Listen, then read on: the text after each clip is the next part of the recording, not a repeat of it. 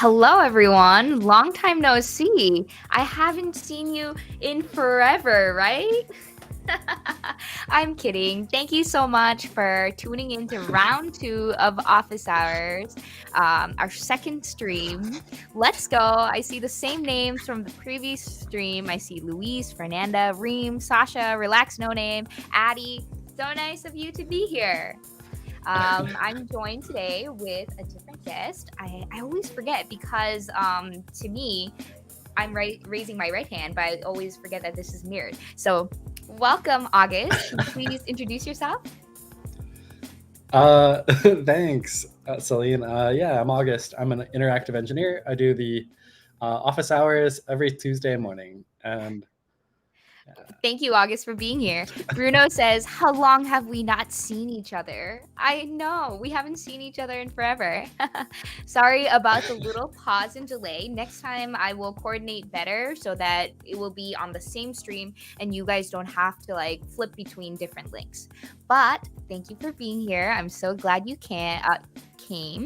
Addie had a question from a different stream. So I think they are trying to create something like that uses object tap, which we don't offer at the moment in Effect House. So I said maybe you can use the screen image tap. They did mention that they used a bounding box before to kind of track it, but it's not as smooth. So do you have any recommendations? yeah, I have some ideas. Uh, let's see. Okay, so I'll tuck away this little experiment I was doing. So let's just say it's Do you want to show it before moving on to the question? uh, I guess, yeah, maybe I can just show you what I was randomly working with. So as you might know, the 2.5 is upon us, and so now we have physics. So there's so much to dig into there. I think uh, any creative engine usually eventually at some point gets some form of physics. So it's always fun to just dig through and see what I recognize from other things I've done. And Effect House physics looks pretty complete. It looks like it has like a lot of the stuff that I was always had on my wish list. Um, so some things that we have are like external force and external torque, and these are per object. So you can just set these values, and these will create some sort of force moving the object. The other thing that I wanted to point out is that there's this is static, and this makes the object not totally static, not as if it's like can't move at all, but it's just that the forces generated by rigid bodies won't move it. So that means that it can be a physical object that other objects can bump into, and you can move it with visual scripting and stuff like that. But physics like gravity won't move it. So you can always have this. So this little experiment I was just doing, I was just on start, I was setting this external torque value, which, if you're familiar with physics, torque is kind of like a force, but in a rotational direction. So adding torque to a sphere will tell it to roll in a certain direction, for instance, which is really cool. I love to mess with like rolling because it's like under the hood rolling simulations can be so complex. So like it's something that maybe you wouldn't be able to do in visual scripting. So this physics is so simplifying this kind of thing down to like make it so easy for anyone.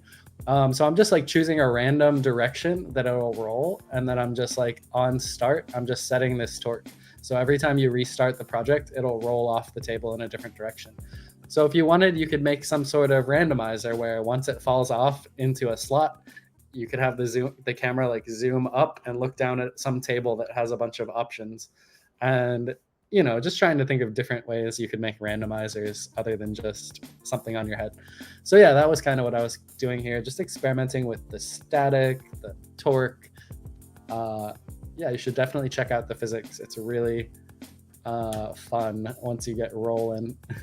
I swear, August, the office hours with you just gives me so many inspiration. I know there's a very popular meme where you drop like a cat, and then like when the cat reaches the ground does a little like shatter marks. So I think it would be so cool and cute if I have a peridot drop, and when it meets the surface, it creates like a little crater. You know what I mean? From the peridot challenge. I'm giving you guys all the Nice. source here. Yeah, combine a little bit of physics with a little bit of material graph. Yeah. Some people were actually asking about material graph in the previous stream. So could you show us what it looks like? Also, 2.5.0 is being released out right now. So if you haven't received it today, you will get it in a couple days. All you have to do is go to the asset panel and click on the plus icon and add a material editor. Yeah. Okay, so back to the question. What was the original question? Yeah. Oh, so they wanted to create a something like an object tab. How would you Object do it? tab. This is an interesting one, and I've done this a couple times in varying degrees of success. So let's say you want to tap on this sphere here. What I'll do is I'll make it static. See, I don't even have to take my rigid body off. It'll yeah. Oh yeah, remember if you change things in the inspector panel, it doesn't like reset the whole scene. So just remember, if you change any of these things, you also want to click restart. Yeah, this is the first time in Effect House that the physics will make things move on their own without your visual scripting. So this is the first time that like you notice an effect resetting, because yeah, that's interesting. Because I'll click things sometimes and I'll be like, did it reset? Oh yeah, I forgot. Have to, but okay, so tapping on the screen. Yeah, since we don't have like a raycast per se, but we can kind of simulate something like that by using the dot product. Or if you're, I like the dot product. It's basically going to tell you, it's not going to tell you the actual angle between two vectors, but it'll tell you essentially the same information that you need for this situation. So what a dot product is, just quick, you don't have to fully understand it, but the dot product will take like two different directions. So say the way that the camera is facing forward, and then some other direction, and it will tell you if it's the exact same direction vector, it will say that you that it's a value of 1. If it's the exact opposite, it'll be -1. And then anything in between is going to be somewhere between 1 and -1. So for instance, if you're looking straight forward and you want to have a dot product of straight forward and straight to the right or straight to the left, that's going to be 0, because it's right in the middle of being exactly perfectly forward aligned with it and exact opposite. So this is a great way to tell, like, hey, is something facing the direction of something else? So the trick that we'll do here is, like, how do we know something is right in a certain direction? Well, we know that where the camera is and what direction the camera is looking. So we have the camera's position and its forward. So that's a lot of data, actually. We can do a lot with that. So world transform info takes in the camera's transform, and now suddenly we have its world position and world forward. And then these are all normalized vectors, meaning they're all length 1, which if you're using the dot product, you always want to have normalized vectors. Sorry if I'm just throwing extra random, super important details in. But yeah, they all math course with August.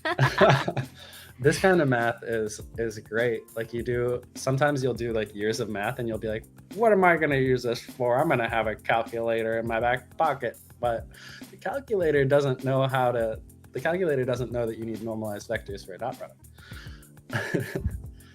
Actually, Okay. my very expensive almost $200 calculator that my college course made me buy did do that, but not the point. Not the point. Continue on. Yeah, I'm talking about the ancient calculators when I went to college. The TI-1, you should have seen it. It was bigger than a shed. Okay, so the position of the sphere. Yeah, I don't know how much you care for me to go into the full thing, but let's just say the position of the sphere minus the position of the camera. And then to normalize, like I mentioned before, it's actually just a node. You can make any vector into a normalized vector. So now we have the position of the sphere minus the position of the camera. So that creates an arrow from the camera to the sphere. So that's our vector. And right now, if we looked at it, it would actually be exactly forward. So it would actually match the forward vector of the camera. So if we did a dot product and just plugged this into here and this into here, we're going to get a 1 on the output. And if it's wrong, then you can take my degree away. I'm sorry. It's -1. Okay. And that's because the forward vector of the camera actually points backwards. If you take a look at the camera, so that's why you can see this forward vector. That's the arrow I was talking about. That's just a vector of unit 1. It just happens to also represent the direction of the camera. So really, realistically, when you're using the forward vector of the camera, since it's always going to be pointing the opposite direction the camera is looking, you might want to multiply it by -1. Yeah, I think that makes sense. Oops, not vector 2. So if you multiply all the values by -1, that just reverses the vector. Another very useful tip for vector math, just to have on hand. Okay, now it'll produce 1 because the direction is facing the same way as the camera. Okay, so that's interesting for seeing where the camera is looking. And now anytime we want this sphere to well, let's do something to visualize this, because I feel like with math it's very helpful to visualize a lot of this stuff rather than just talk about it. So let's just use simple lighting, I think, is where I saw the release notes. Blin Fong is now in simple lighting. That's nice. It's a little more common language. We have this simple lighting. Okay, so I just want to change like the color, I guess. We'll just we'll just set this according to this data, and then we'll attach this to our sphere real quick. Simple lighting. Okay, so and we'll do it on update. And basically, I'll just create a remap to make sure that this value is just always within some range. So it can go all the way to -1 if we turn all the way around, but we'll never see it past 0. So actually, no matter what your camera settings are, even if they were really bizarre, the limit would be 0 probably, that it would be on your screen. But we'll just put, so we'll put 0. We'll just say 0 to 1. And then we're going to control the alpha to make this thing fade in and out. So what do we want to do? Maybe actually we'll soften this up so that it clamps at 0.5, and then this will be better. And then we'll want to do a combine. That's right, for color. So we probably just want it to be a white sphere still, so we'll do this, and then we'll remap this. And now, as we move the camera, as we rotate the camera a little bit, I don't think it's changing enough. It's still like pretty high. So well, for it to still be on screen, let's just say like 0.95. And these are some values you can play with. And if you don't do this very often, maybe you won't, maybe you'll be a little unfamiliar with these values, but just play around with them. Okay, so for our material, we have to make sure that it renders as transparent. And then we'll get this kind of feedback that we wanted, so that we can see when you're looking directly at it, it's fully solid. So that's kind of like what you want, just to get used to this kind of method. And then the only other thing you want to do here is, instead of the camera direction forward, you want to check a different vector of basically the camera to the touch point on screen. So so let's do that. Touch, finger touch, 1 point, screen to world. And the Z depth, I'm not sure what the ideal value is here, but I would just say, since the camera is usually set at 40, you can just say maybe 40, and we'll try that first. And then we'll see if that's correct. Make sure to select the camera that you're actually using. And then the screen position is here. So this screen position, this is going to output a world position. And now, instead of just comparing this camera's negative forward for the second half of the dot product, we're actually going to copy what we did here. And we're going to have the camera world position is going to be in the B, because that's the non-pointed tip of the arrow. And then this is going to be the A. Just like our other one, our camera was our B and our sphere was our A. And then we're going to make sure to normalize that vector. And then instead of the camera forward, we're going to replace this camera forward with this position of the sphere. And as you can see, it's pretty much exactly opposite, because it's, or no, it's because we we used such extreme clamping. So we can just look at this value. So right now, the position to the sphere from the camera and the, oh yeah, there's no touch point, that's why. So the touch point is non-existent. So instead of on update, this is the type of thing where you would want to only do it when you touch, right? So let's use stay, because we can get a little more information out of that.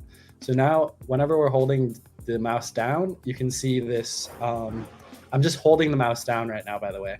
You can see the closer my mouse gets to the center of the sphere, the more clear it gets. So the main reason I've drugged you through all of this is to show you, like, this is a problem that's a little more complex. So maybe you don't want to approach it just with a solution. You want to approach it with like a way to visualize and continuously work toward a solution, because you might not be doing the same thing every time. Now, so what's the problem with this? The problem with this is that you'll get these values like 0.83 from clicking somewhere, or like right now it's like 0.994. That's very close, but how do you know if it's close enough? Like, at this point, do I want to say it's being clicked? Or at this point, do I say it's still being clicked? Well, that's what this visualization is kind of for. And then also, you'll need to map it based on how close the sphere is to the screen. So yeah, this remap value can kind of be like, you can create a multiplier with that sphere position to make it work at like any distance from the camera. So you would take this like Z, that's the Z distance, which is Z distance from the camera, and then you would put that into a remap node. And yeah, and then you would maybe have the input value of like 0 because that's the closest it'll get to the camera, and then maybe like 100 distance. And then this is another value that you would mess with to solidify. So yeah, you might put this into like a multiplication against this other one. So just to do that part, because it's probably the harder part, so I want to make sure I think through this. So when you're farther away, you want to decrease it a little bit. And when you're all the way up close, then it's probably going to take up the entire screen. So you'll just say 1. Or maybe even 2, who knows? So yeah, so when it's very far away, you want to reduce that number, that dot product number.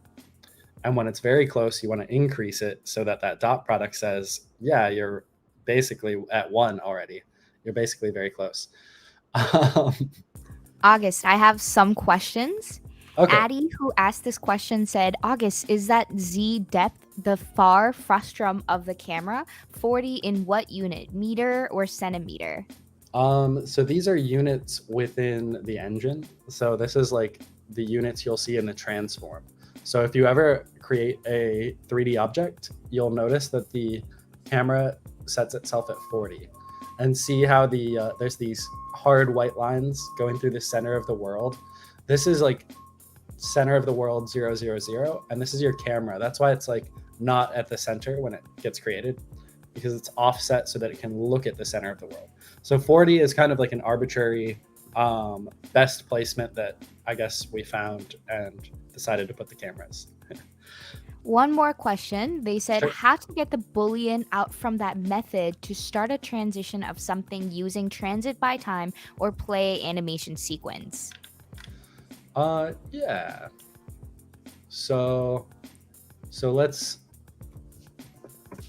I would say at this point where you're doing the touch, maybe you'll say on start so you can get like a tap instead of a drag.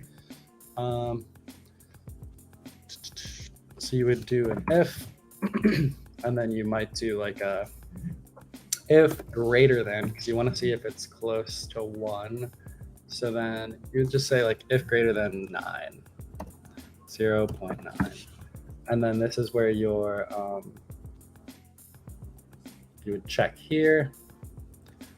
So if your final value is greater than 0.9, let's do another one of these. If it's true, we'll just make it a green cube. Full opacity.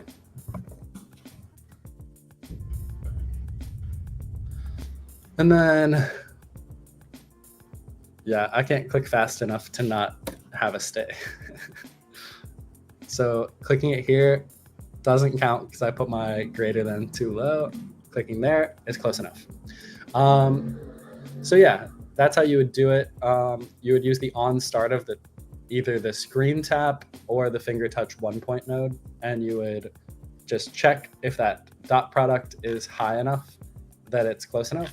And within the math in this remap node,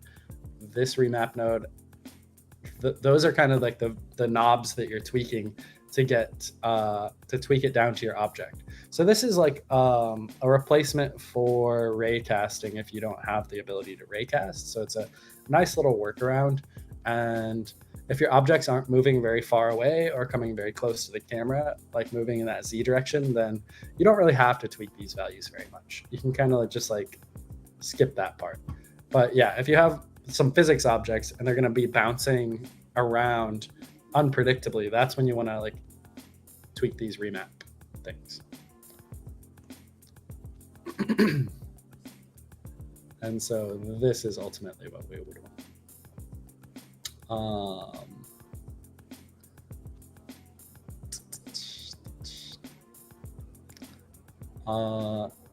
And this would actually be, yeah, that makes sense. Or -40, because you have to think of the camera. You have to offset it for the camera. I didn't think of that.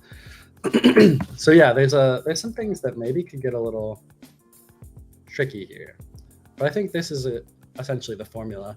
If this seems, yeah, I don't know. Does this seem useful to know?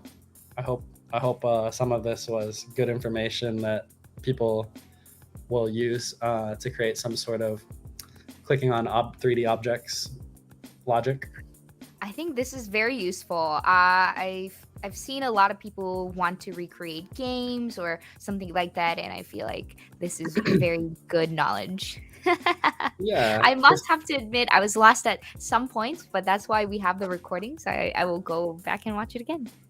Yeah, this is, by the way, this is the same logic that I used for the pride flag effect that I released last June. If you check that out, you can see how like when the camera turns and the flags are more centered and the camera is looking at them, it like highlights the flags. So that's like an interaction that I was hoping to see more of.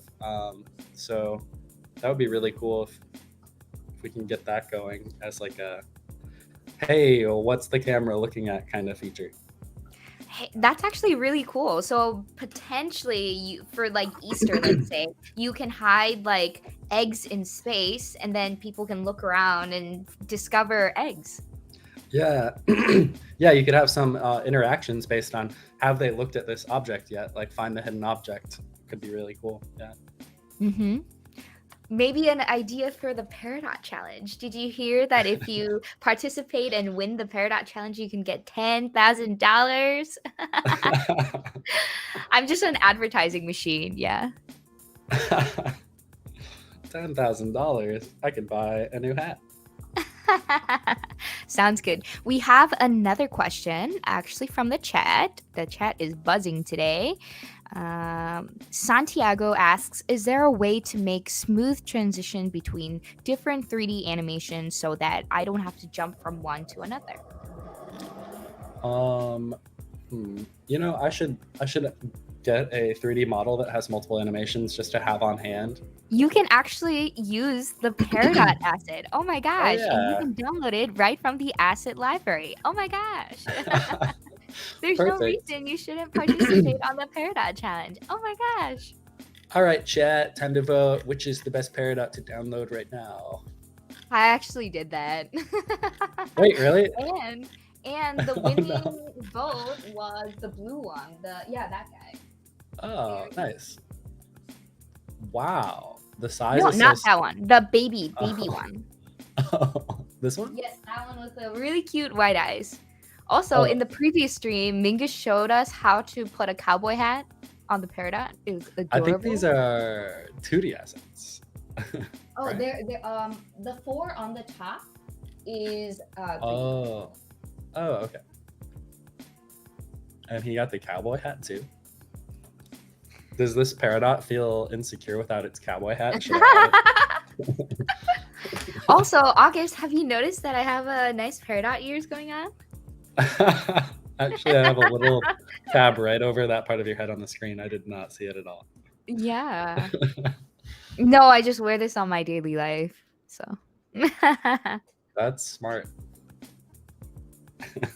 Okay. So yeah, let's play with this a little bit. So the baby blue model sounds so funny. Oops, dragged it into the wrong place. Sounds so funny in like a technical setting. Like now I drag the baby blue model into the scene. Okay, so skeleton and render root. If you click on this, you can see all the different animations. And the question was like, how can I smoothly get it to play between the different animations? So right now, I think, let's say you're going from sitting to running, then there's like a little pause, or like it stops and then it moves or something. Okay. This is a big baby. Let's shrink it down a little bit, actually, instead of dragging it away. But double the size, double the cute. That is true. Maybe I'll put it back to double the size at the end of this, so we can get double the cute. And notice I put it right on the screen, so we could easily check if you tapped Peridot now because of that sphere. Yeah, there was actually multiple comments in the chat saying, yes, please show us how to implement exponential smoothing or lerping method for transitioning position or rotation. And Mike Blackhat as, could you show us an example of how to manipulate the camera inside the effect house? So manipulate the camera inside Effect House? sorry, I think I'm giving you too many questions at a time. No, it's okay. I was like meaning like animating the camera, like moving it around and stuff. I think so. Okay, so yeah, let's smoothly render from one animation to another. So basically, it's pretty common. You probably notice in a ton of old games or even modern games, like if a character gets interrupted while it's doing an animation, it'll change. Like imagine you're in GTA and you bump into a character that's just like waving down a taxi. It's gonna blink into its other animation and be like, "Hey, man, what are you doing?" So like sometimes you don't want that. Like if they haven't been interacted with, it looks funny. It looks like, oh, why did the animation get interrupted? So like it's always good to watch them stop. Watch the animation stop before you play the next one. So I'll just see what I can do with this. Oops, not flip flop. I don't think I meant to do more of a counter. And we can do just like a start on this. So from 0 to 10. So this one only has like 6 animations, but we'll not worry about it for now. We'll put in this witch clip right here. And the loop time is actually the number of times that it'll loop, not the amount of time that it's looping. So one time means it'll play that animation once and then it'll be done. And then so on stop or on finish, I'm not 100% what the difference between these is. On execute next node when the animation playback stops, execute next node when the animation finishes playing. Okay, so one of these will execute when this stop is called, and one of them will execute when it actually finishes playing. Okay, so sorry to distract you, August, but did you want to move the your Mac bar out of the way? Oh yeah. I'll just click hiding. Hide. Amazing. Oh no. Everyone saw my. Oh no, dude. Everyone saw my background. Okay, so yeah, is there a way to change the animation speed here? No. Okay, so as you can see, it's like playing the animations one after the other rather than so this might be what you kind of do to move from one animation to another. You set your intention of like, I want to play the next animation. So maybe you'll details.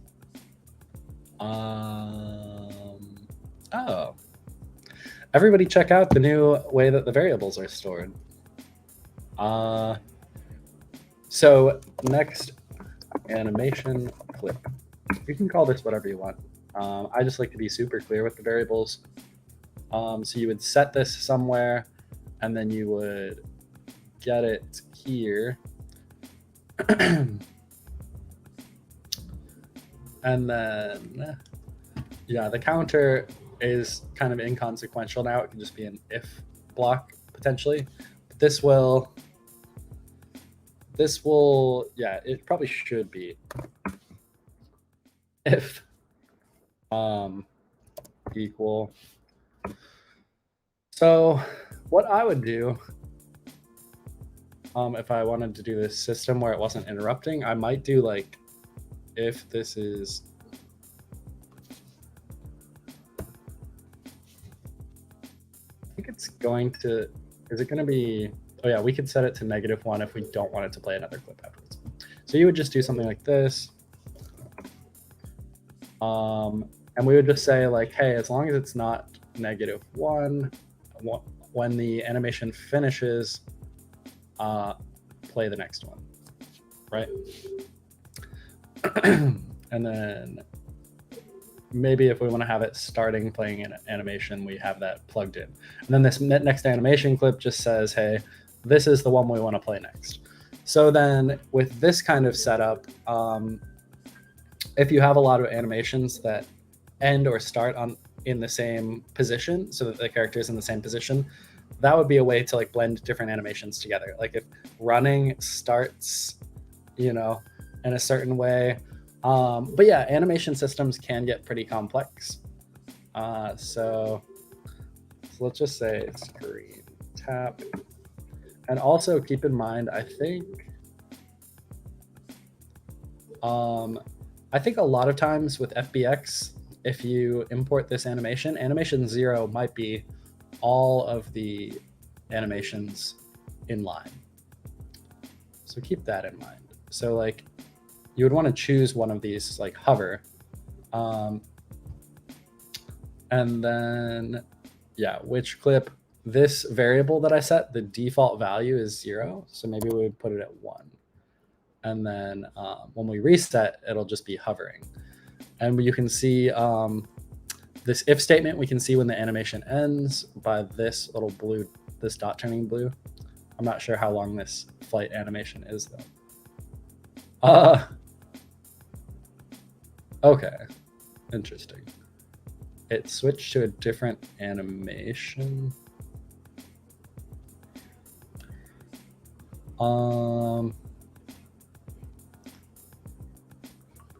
Well, okay, let me do this other thing I was about to. Okay, so I was just gonna say on screen tap, you can set next animation clip to 2 so that when the current one ends, it will switch to 2. And then otherwise, it'll keep looping on its current animation clip until you change this next animation clip. So that's kind of an interesting system.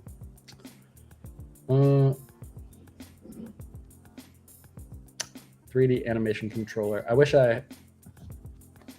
3D. Okay.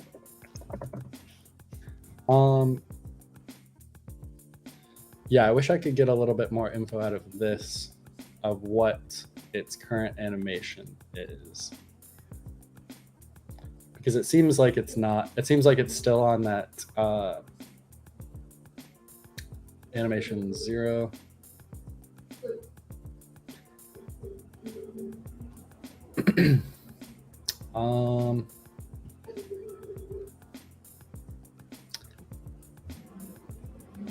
Yeah.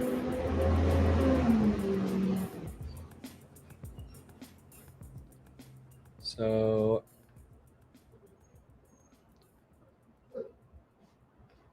I'm just looking for some different signals. On finish, I wonder if we should have stop on last frame. So it plays its hover. And then, yeah, I'm not sure. This start should be starting to play it on clip 1. Oh, I see what I did. I plugged this animation clip into the loop time, not into the clip. That's why it's still playing at 0. I was so confused. Okay, sorry about that. Oh no. Okay. That makes way more sense. Okay. So it'll play once. Okay, so now this should do what we want. It's gonna hover until it, we'll see this turn blue when it finishes hovering. Okay, and then it's continuing to hover. I'm not sure why it doesn't stop on last frame, but we'll click you could see that that set the next animation clip, and you can see in this which clip it's set to 2 now. So when the hovering finishes this time, oh, stop on last frame. What is it doing? Okay, so animation 2 is going to be run cycle. Okay, so now that I'm not sure exactly how stop on last frame interacts with the on finish, so that's why I unclicked it and tried again.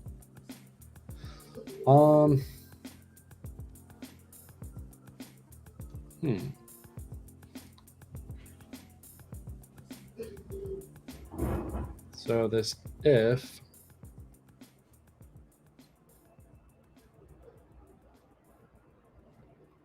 okay, I click play, still on the same one. Does it do that twice and it just stops doing it once I change the which clip? August, we have a question from the chat. Addy asks, is sequence output events are instantaneous for all output, or is there 1 frame delay between each output? 1 frame delay, but what was the first part of the question? Sorry. Are the sequence output events instantaneous for all output, or is there 1 frame delay between each output? Oh, you're talking about sequence, unrelated. Okay. Yeah, so this is super important to understand. Sequence, these will all happen within the same frame, but they will happen in this order. So yeah, if you had an if block here, doing some other stuff, and then a timer, it's going to basically go down this path and execute as many things as possible until it hits a dead end, and then it will start procedure 2. So so a dead end just is any sort of asynchronous, or like anything that takes more than that's not like instantaneous. So an if block, that's instantaneous. It's what we refer to as an atomic function, or not quite atomic, but essentially it happens immediately. It doesn't have to wait for any other processes. Timer, just by definition, it's going to wait for some amount of time, right? So that is going to be a dead end. It's going to say, okay, start the timer, let it do its thing, we're done. And that's these little green lines talking. They're kind of sassy sometimes. And they're like, okay, we're done with our job. We're leaving that to the next frame to deal with. And then procedure 2, it's like, okay, what is there to do here? And you just have to basically follow the green lines until you hit any point where it's like a dead end. And it'll go and do each of these in order. So yeah, that's really good to know, because if you don't know that, you might be like, what is happening? Why isn't the order of things happening correctly? And you can kind of go in here and yeah, maybe we could have more. But I think I made a YouTube video on how it works like last summer. Maybe we could do another session about that, because that's part of the whole game loop, understanding the game loop kind of thing. Very, very helpful to understand the order that everything's happening. But yeah, so for this, not really sure why when it seems like when we try to play clip 2, it doesn't. So yeah, I'll have to dig into this a bit more. Maybe we could do a little bit of debugging, and if I find something else that I just didn't hook up correctly or something silly like that, maybe that'll be, we can update the Discord. Addy says, so how to execute multiple stuffs at the same time? Oh, well, in the real world, there is no at the same time, really. Since, well, I don't want to say that, but essentially, everything's going to be happening in some order, even if it's not specific. Like, for instance, even if it's not like intentional, these 2 update nodes, there's no way that they're going to happen at the same time, but they're going to happen at the same time, because you don't have a specific order on these. If you plug this one into something and this one into something else, there's nothing telling you well, they're definitely not going to happen at the same time. You can do like tests and experiments to see which one happens first. And I think what's actually happening is based on when they're created. Like I created this one first and this one second. I think this one will always go first, but you'll have to do more experimenting. That's not like, I don't think that's an official thing that is by design. It's just something I've just discovered through experimenting, because it is important in a lot of cases to know what's going to happen first. Mostly if you have subgraphs doing large parts of some game, usually you'll have one update going into one large subgraph controlling a bunch of stuff, and then another update going into another large subgraph. So yeah, nothing will really happen at the same time, even if it's, sometimes a millisecond apart. Like a human would never know, and even if a human would be able to see that time difference, both of those milliseconds are happening within that same frame. So there's some amount of time that each frame takes to render, and whatever happens during that frame is going to look like it's happening at the same time. So yeah, I hope I had enough points to get what I meant across. So yeah, if something's happening at this, good. yeah. And if we have, if you do a breakthrough, you will leave it in our Discord chat. Yeah. Yeah, I'll ask our 3D animation experts. I haven't worked with 3D animations all that much. Okay, sounds great.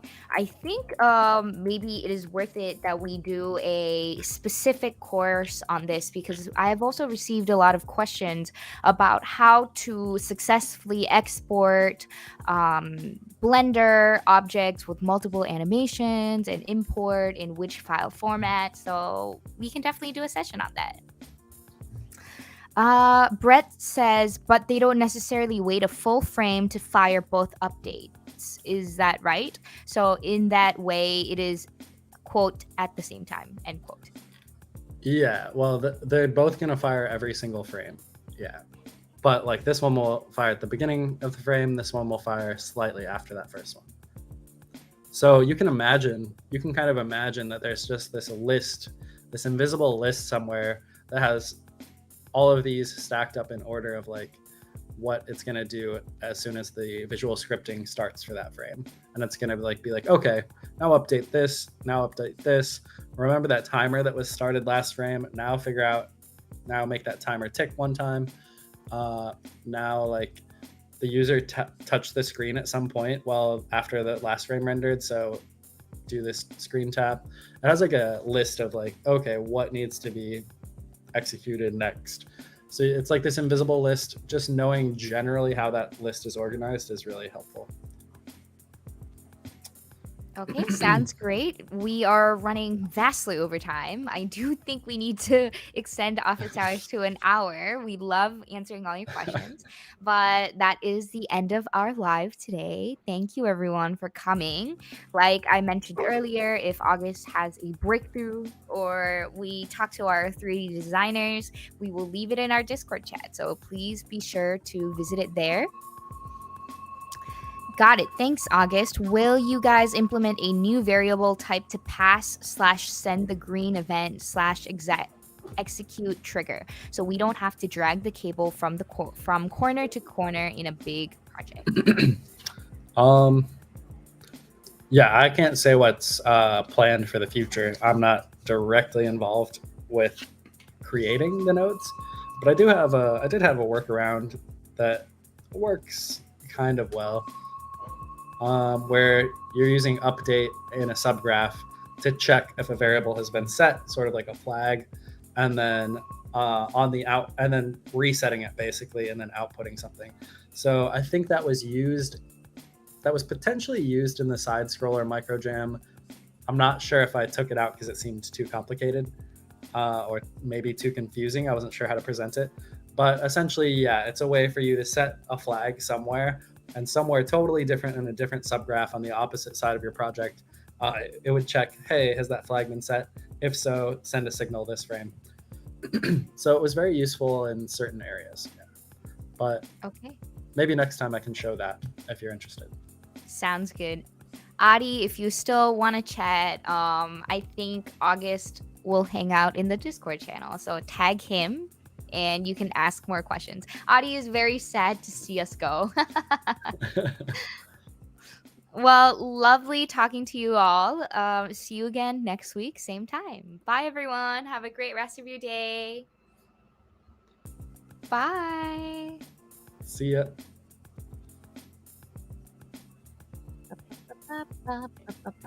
Good morning. Beautiful day.